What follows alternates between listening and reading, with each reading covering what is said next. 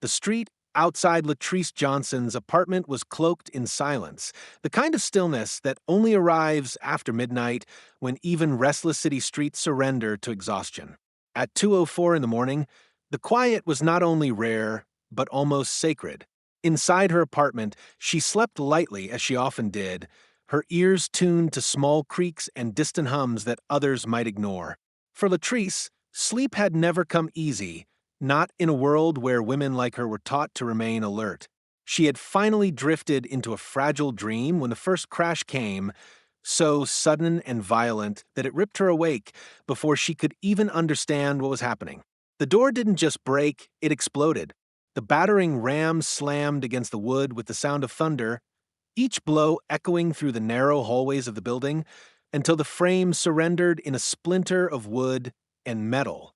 She jolted upright in bed, her heart hammering in her chest, air snagging in her throat as if her body knew danger before her mind could process it. Her first thought was fire, maybe an accident in the building. But then came the shouting, voices laced with command and aggression. Police! Get down! Get down now! It was surreal, the way the room changed in seconds. Where once there had been quiet darkness, there were now beams of harsh white light cutting through the air like swords. Boots pounded across her floor. Radios crackled with clipped codes. She could smell the acrid tang of sweat, leather, and gun oil before she even saw the figures that had invaded her sanctuary. Two men in tactical gear stormed her bedroom first, weapons drawn, flashlights aimed squarely at her face. The beams blinded her, searing her eyes, and she instinctively threw her hands up though her body trembled uncontrollably. The weight of their presence, black uniforms, Kevlar vests, pistols steady in their grip, pressed against her chest like a vice. "What's going on? What are you doing in my house?" she managed, her voice shaking, almost swallowed by the chaos. They didn't answer, not directly. Instead, the louder of the two barked commands, as though she hadn't spoken at all. "Out of bed! Hands where we can see them! Now!" His tone wasn't simply authoritative, it was hostile, a man speaking to a threat, not a woman in pajamas barely awake. Latrice's body wanted to freeze, but her training, the part of her life she rarely mentioned to anyone outside her circle, kicked in. She knew the morning after the raid, light poured into Latrice's apartment like an unwanted guest. The golden glow of dawn illuminated every broken piece of her door, every jagged splinter on the floor, every sign that the night before hadn't been a nightmare, but a brutal intrusion. The frame hung crooked, as if the apartment itself had been violated and could no longer stand upright. The hinges, bent and twisted, looked like bones snapped under pressure. She walked barefoot across the floor, careful not to step on debris, her body still tense with the phantom echoes of boots and shouted commands.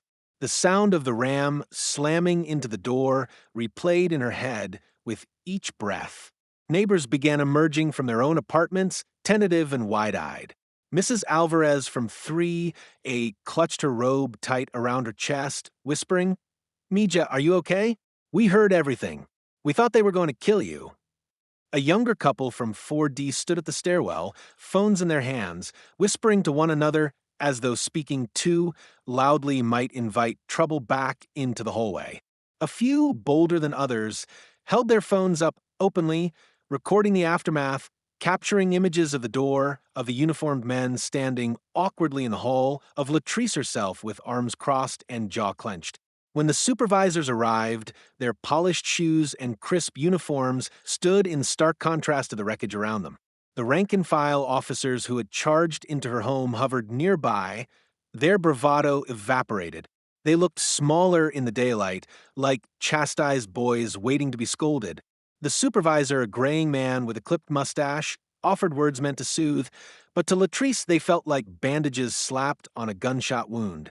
"This shouldn't have happened, Agent Johnson," he said, his tone rehearsed, eyes flickering anywhere but hers. "We had bad intel, an address mix-up. We'll make it right." Her arms stayed folded tightly across her chest, her stance immovable. "Making it right doesn't mean patching my door," she said, her voice calm but sharp enough to cut through the hum of hammers as maintenance men fixed a temporary plywood barrier. "Making it Right means accountability. Do you understand what would have happened if I weren't who I am? If I didn't have that jacket on my wall?